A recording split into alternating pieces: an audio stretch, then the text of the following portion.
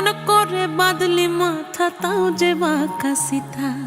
মেদিনীপুরে রায়না চিরন বাঁকুড়ার ওই ফিতা, আর যতন করে বাঁধলি মাথা তাও যে বাঁকা সিথা।